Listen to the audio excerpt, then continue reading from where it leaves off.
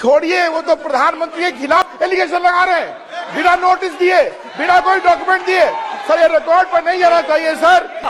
आप ऐसा नहीं बोल सकते हवा में, आप हवा में बोल रहे हो और प्रधानमंत्री जी पे आरोप लगा रहे हो। आपको ऑथेंटिकेट करना ही पड़ेगा। अगर एलिगेशन लगा रहे हैं तो आपको पूरा डॉक्यूमेंट प्रूफ के साथ आपको रखना पड़ेगा। दे देंगे आप ऐसे बातें नहीं दे कर सकते। देंगे। और ये गंभीरता को समझिए, ये डॉक्यूमेंट्री प्रूफ दे देंगे। अब आपने जो पिछले स्पीकर थे उन्होंने फॉरेन पॉलिसी की बात की, हम भी फॉरेन पॉलिसी की बात करते हैं। चलिए डिफेंस से शुरू करते हैं। बहुत ऑप्शंस है, आप बताइए कहां से शुरू करें। बिजली, डिफेंस, बहुत ऑप्शंस है। Defence, let us start with defence. अब डिफेंस में अदानी जी का कोई एक्सपीरियंस नहीं था, जीरो एक्सपीरियंस। कल मैंने प्रधानमंत्री को एचएएल में देखा। प्रधानमंत्री जी ने कहा कि गलत आरोप लगाया, मगर रियलिटी तो यह है कि एचएएल का जो कॉन्ट्रैक्ट था 126 हवाई जहाजों का, वो अनिल अंबानी को चला गया और अनिल अंबानी बैंकरप्ट हो गया। वहां भी फैसिलिटेशन था। अब देखिए, और ये जो फ्यूचर एंटरप्रेन्योर्स हैं, जो बिजनेस स्कूल हैं, हार्वर्ड यूनिवर्सिटी जैसे स्कूल हैं, इनको इसका केस स्टडी, इसकी केस स्टडी बनानी चाहिए, शायद बने। How to use government power to build individual businesses, case study.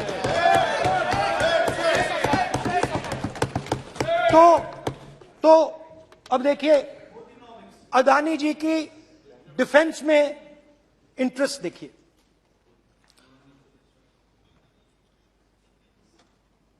Elbit company के साथ हिंदुस्तान में अदानी जी ड्रोन्स बनाते हैं। ड्रोन्स को हिंदुस्तान की एयरफोर्स, आर्मी, नेवी के लिए रिफिट करते हैं। अदानी जी ने यह काम कभी नहीं किया है पहले। एचएएल यह काम करती है।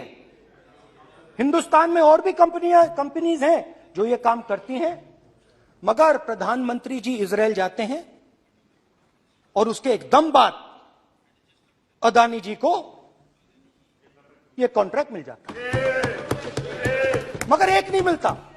यह मत सोचिए कि सिर्फ एक कंपनी की बात हो रही है, यह इंडस्ट्रीज की बात होती है यहां पे। जैसे मैंने आपको दिखाया, एयरपोर्ट का पूरा सिस्टम उठा के ले गए, 30% मार्केट शेयर एयरपोर्ट में ले गए, वैसे ही डिफेंस में करा।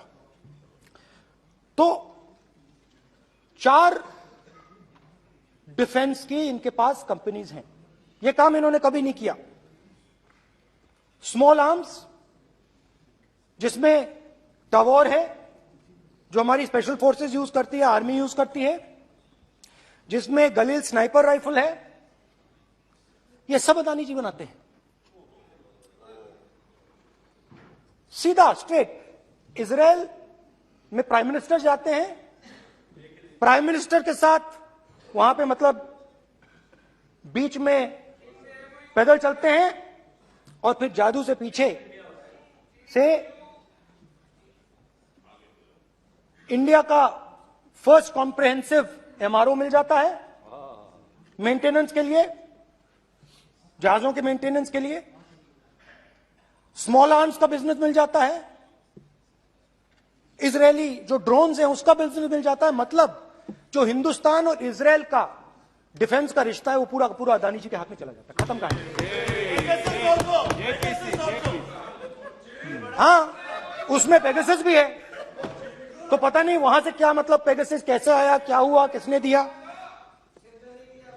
अच्छा, एक और बड़ी इंटरेस्टिंग चीज है, एक कंपनी है अल्फा डिफेंस, जो डिफेंस इलेक्ट्रॉनिक्स का काम करती है, एवियोनिक्स का काम करती है, और बहुत स्ट्रेटेजिक कंपनी है। वो भी अदानी जी के हवाले कर दी गई, अदानी जी ने एक्वायर कर लिया। तो आपने देखा कि एयरपोर्ट्स का बिजनेस 30% मार्केट शेयर। हिंदुस्तान और इजराइल का जो वेपन्स का बिजनेस है 90% उठा के ले गए। एक विजिट फॉरेन पॉलिसी। ये है फॉरेन पॉलिसी। चलिए अब मैंने आपको इजराइल की बात बताई, ऑस्ट्रेलिया चलते हैं। कोयला ऑस्ट्रेलिया चलिए। ऑस्ट्रेलिया में अदानी जी जाके नहीं, क्यों? आप तो डिबेट करना चाहते थे, आप ही तो डिबेट करना चाहते थे। आपने बोला था कोई भी विषय पे डिबेट हो तो हो गया डिबेट। अब क्यों डर रहे हो डिबेट से? अब क्यों डर रहे हो डिबेट से? क्यों डर रहे हो? जब हमने जेपीसी की मांग की, आपने बोला सदन में उठाओ। अब क्यों डर रहे हो? अब क्यों डर रहे हो? आप क्यों डर रहे हो? आप चर्चा से क्यों डर रहे हो? चर्चा से डर रहे हो आप। बैठे बैठे आजा,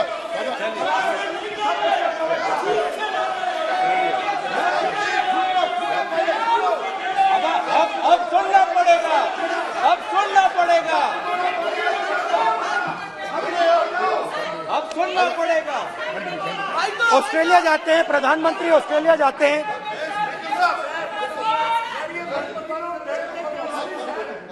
प्रधानमंत्री ऑस्ट्रेलिया जाते हैं। He's not yielding.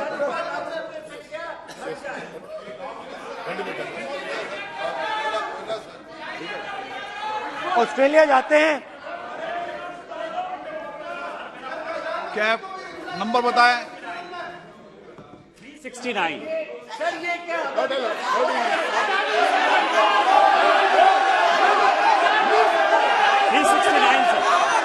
ये कहता है सर, एक पेपर और document to be laid on the table shall be duly authenticated by the member presenting. देखिए पूरा सरकार इन्होंने सर, मैं इनको चैलेंज करता हूं कि जीएमआर और जीबीके उसको कब एयरपोर्ट का जो है संचालन का अधिकार था और कौन सा रूल है वो कोट करे सर। किस रोल के आधार पर ये इनको मैं चैलेंज करता हूं, पूरी कांग्रेस पार्टी को चैलेंज करता हूं कि जीएमआर और जीबीके को कौन सा एयरपोर्ट चलाने का लाइसेंस जब दिया तो उनको उसका नॉलेज था। मैं चैलेंज करता हूं पूरी कांग्रेस पार्टी को। जब इन्होंने बिरला को बनाने का दिया, डालमिया को बनाने का दिया, टाटा को बनाने का दिया लाइसेंस, उस वक्त उनको कौन सा मोटर चलाने का अधिकार था सर? ये गलत बयानी कर रहे हैं। मेरा ये कहना है कि आप एलिगेशन प्रधानमंत्री के ऊपर लगा रहे हैं, आप पेपर दीजिए और कौन सा रूल भारत सरकार ने चेंज किया एयरपोर्ट में अडानी के लिए वो ऑथेंटिकेट कीजिए, नहीं तो इस तरह की बात नहीं कर सकते हैं।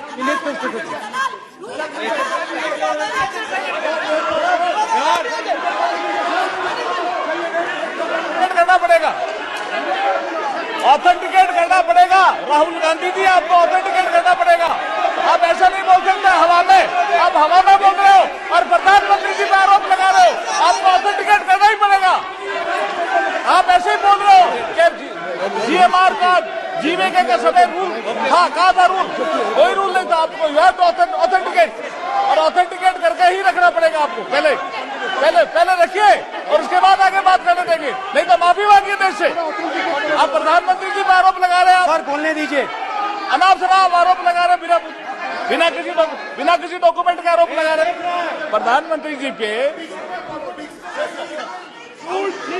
रूल 353 सर, रूल 353 किया है sir, no allegation of defamatory और incriminatory nature shall be made unless you have given notice.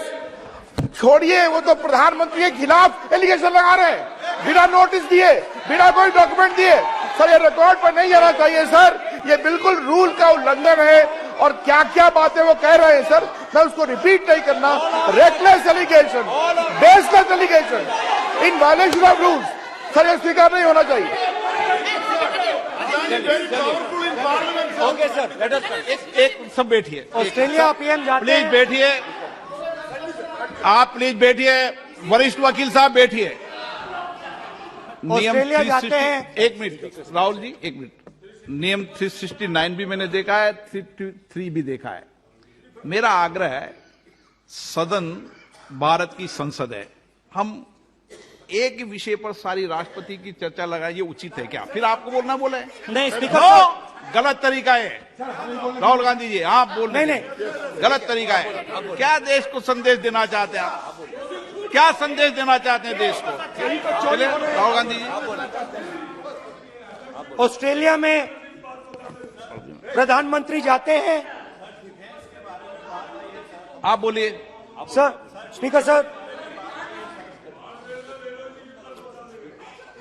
प्रधानमंत्री जी ऑस्ट्रेलिया जाते हैं और जादू से State Bank of India $1 billion loan Adani ji को ऑफर कर देता है। सर इसका भी डॉक्यूमेंट जरूरी है क्या, बताओ? मोदी जी, आपका सरकारी पास है। अधीर प्लीज। उसके बाद मैं उदाहरण दे रहा हूं, पूरी दुनिया में मोदी जी जाते हैं, घूमते हैं, तो मैं बता देता हूं क्या होता है वहां पे। बांग्लादेश में गए, हाँ काम पे ही जा रहे हैं, वही तो बोल रहा हूं, काम पे जा रहे हैं। बांग्लादेश जाते हैं, मोदी जी की पहली ट्रिप होती है बांग्लादेश में। वहां पे बांग्लादेश को इलेक्ट्रिसिटी बेचने का डिसीजन लिया जाता है।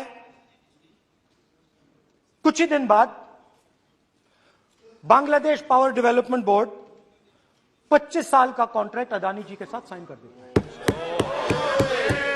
1500 मेगावाट इलेक्ट्रिसिटी का कॉन्ट्रैक्ट अदानी जी। चलिए वहां से श्रीलंका चलते हैं।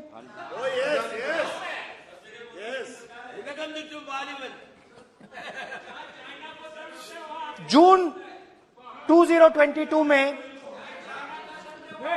Chairman of Sri Lanka's Ceylon Electricity Board, MMC Fernando, informed a parliamentary committee in Sri Lanka in open hearing that he was told by President Rajapaksa that PM Modi pressured him to give the wind power project directly to Mr. Adani.